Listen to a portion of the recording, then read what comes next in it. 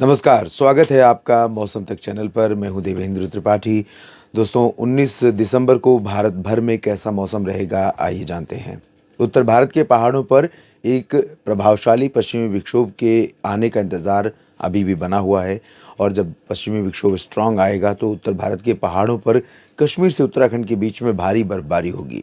और आप अंदाज़ा लगाइए कि अभी जिस तरह से मौसम ठंडा हो रहा है, अगर ऊपर पहाड़ों पर भारी हिमपात हो जाए, उसके बाद ठंडी हवाएं नीचे पहुँचें, तो तापमान कितना नीचे जाएगा। यानी कोल्ड वेव, जिसे शीतलहर कहते हैं, और ग्राउंड फोर्स, जिसे पाला कहते हैं, उसकी संभावनाएं प्रबल हो जाएंगी।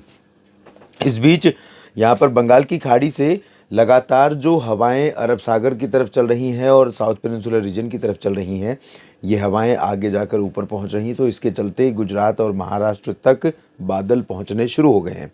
कल इन भागों में बादलों का प्रभाव थोड़ा और बढ़ सकता है। जो जो बादल आपको यहाँ पर दिखाई दे रहे हैं अरब सागर में, गुजरात के दक्षिण में, ये बादल गुजरात के ऊपर, मध्य प्रदेश, छत्तीसगढ़, उड़ीसा के ऊपर भी नज़र आ सकते हैं, क्योंकि हवाओं का फ्लो लगातार बना रहेगा और ये बादल आगे बढ़ते रहेंगे लगातार। और इसी तरह जैसे आज प्रयागराज में आप देखिए, यहाँ पर बादल दिखाई दे रहे हैं और बिहार, झारखंड में भी कुछ हल्के बादल दिखाई दे रहे हैं। तो इस तरह से बादलों का प्रभाव यहाँ पर बढ़ेगा और जब ये बादल बढ़ेंगे तो क्या ये बारिश भी देंगे, इसकी बात हम करेंगे।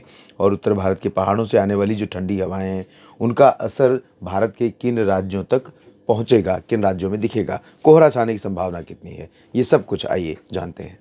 उत्तर भारत के पर्वतीय क्षेत्रों में जो WD का प्रभाव था, वो WD आगे निकल चुका है। तो पहाड़ों पर गिलगित बाल्टिस्तान, मुजफ्फराबाद से लेकर लद्दाख, जम्मू कश्मीर में श्रीनगर, गुलमर्ग, काजीगुंड, पहलगाम समेत कटरा, उधमपुर समेत सभी जगहों पर ड्राई वेदर रहेगा, शुष्क मौसम रहेगा। डलहौजी, धर्मशाला, चंबा, ऊना, शिमला समेत हिमाचल प्रदेश में भी, और देहरादून से लेकर पंतनगर और नैनीताल, मसूरी समेत हरिद्वार, ऋषिकेश, इन सभी भागों में शुष्क और साफ मौसम की संभावना दिख रही है। मैदानी इलाकों में पंजाब में अमृतसर, जालंधर, पठानकोट, रूपनगर, नवांशहर, लुधियाना, पटियाला, बरनाला, मोगा, फजिल्का, फरीदकोट से मुक्तसर साहिब। हरियाणा में हिसार, सिरसा, फतेहाबाद से लेकर रेवाड़ी, चरखी दादरी, झज्जर, महेंद्रगढ़, पलवल में नूह और रोहतक से लेकर सोनीपत, पानीपत, करनाल, जींद, कैथल और यमुनानगर, कुरुक्षेत्र, साथ ही साथ अंबाला, पंचकुला, चंडीगढ़, इन भागों में, और दिल्ली, साथ ही साथ पश्चिमी उत्तर प्रदेश और उत्तरी राजस्थान के लगभग सभी ज़िलों में ड्राई वेदर रहेगा। पूरी तरह से आसमान भी मुख्यतः साफ और शुष्क बना रहेगा ऑलमोस्ट इन सभी जगहों पर। थोड़े बहुत बादल जो दक्षिण से पहुंच रहे हैं, पश्चिम से पहुंच रहे हैं, थोड़े बहुत बादल दक्षिणी हरियाणा और उत्तरी राजस्थान के भागों तक भी पहुंच सकते हैं, लेकिन इन बादलों का यहाँ पर कोई असर नहीं दिखाई देगा। पश्चिमी दिशा की जो ठंडी हवाएं अभी चल रही हैं, वो गंगानगर, सीकर, बीकानेर, जयपुर, अजमेर, सवाई माधोपुर, अलवर, भरतपुर, इन सभी भागों में, साथ ही साथ पंजाब, हरियाणा, दिल्ली और उत्तर प्रदेश के अधिकांश जिलों में, मेरठ, मुरादाबाद, बरेली, अलीगढ़, आगरा, झांसी और शाहजहांपुर समेत लखनऊ, कानपुर, अयोध्या, प्रयागराज, जौनपुर, प्रतापगढ़, भदोही, सोनभद्र, मिर्ज़ापुर, वाराणसी, गोरखपुर, इन सभी भागों में इन हवाओं का असर रहेगा दोस्तों। और इन हवाओं के चलते ही यहाँ पर मौसम में ठंडक लगातार बढ़ती जाएगी। एक आमतौर पर इस ठंडक में कोहरा छाने लगता है, लेकिन घना कोहरा नहीं दिखाई देगा। उसकी वजह यह है कि घने कोहरे के लिए हवा की रफ्तार बहुत कम होनी चाहिए और कोहरे के, और ख़ास तौर पर उस रीजन से हवा आनी चाहिए जहाँ से नमी ज़्यादा आ रही हो।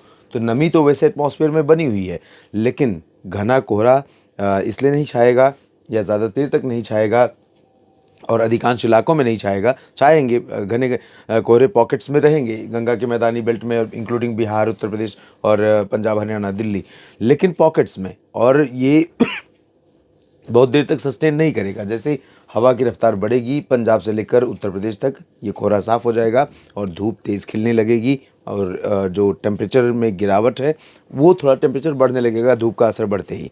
तो बहुत ही प्लेजेंटली कोल्ड विंड्स चलती रहेंगी और लगातार ब्राइट सनी स्काई यानी चमकती धूप के बीच में मौसम बहुत ही खूबसूरत, सुहावना बना रहेगा। प्रदूषण से भी राहत इन्हीं हवाओं की बदौलत बनी हुई है।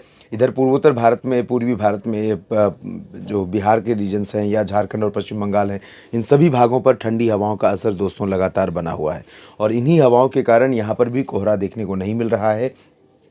मौसम में ठंडक बढ़ गई है और दिन में धूप भी अच्छी खासी यहाँ पर खिल रही है इन सभी जगहों पर। पूर्वोत्तर भारत में भी शुष्क मौसम लगभग सभी जगहों पर रहेगा। अरुणाचल में भी ड्राई वेदर हो जाएगा और इधर मध्य भारत के क्षेत्रों में छत्तीसगढ़, ओडिशा, मध्य प्रदेश, महाराष्ट्र, गुजरात, इन रीजन्स में अभी तापमान गिरना गिरना शुरू हो चुका है। तापमान में गिरावट का जो क्रम है वो उत्तर भारत की तुलना में ज़रूर कम है, लेकिन यहाँ पर भी तापमान में गिरावट शुरू हो गई है। लेकिन यहाँ पर अंतर रहेगा, उत्तर भारत के मुकाबले बादलों का यहाँ प्रभाव ज़्यादा रहेगा। गुजरात में भी, मध्य प्रदेश में, महाराष्ट्र में, छत्तीसगढ़ और ओडिशा में भी। तो यहाँ पर कुछ ज़िले ऐसे हो सकते हैं, राजकोट, पोरबंदर, द्वारका, सोमनाथ, वेरावल, अहमदाबाद, वडोदरा, गांधीनगर या सूरत, वलसाड़, नवसारी। इधर नीमच, रतलाम, धार, मंदसौर, खरगोन, उज्जैन, इंदौर, भोपाल, बैतूल और देवास, होशंगाबाद, छिंदवाड़ा, गुना, भिंड, मुरैना, दतिया, ग्वालियर समेत इन भागों में, और साथ ही साथ खजुराहो, पन्ना, रीवा, सीधी, सिंगरौली, उमरिया, जबलपुर और इधर रायपुर से लेकर सुकमा, दंतेवाड़ा के बीच में, चंद्रपुर, नागपुर, अकोला, अमरावती से लेकर संभाजीनगर, नांदेड़ और इधर नंदुरबार से लेकर सतारा, सिंधुदुर्ग से लेकर मुंबई, पालघर के बीच में कुछ एक पॉकेट्स ऐसे हो सकते हैं जहां पर आपको थोड़े डेंस क्लाउड यानी घने बादल दिखाई दे सकते हैं, और वो घने बादल ऐसा आपको आभास दे सकते हैं कि इनसे बारिश होने वाली है, इनमें गर्जना है, बारिश होने की संभावना है।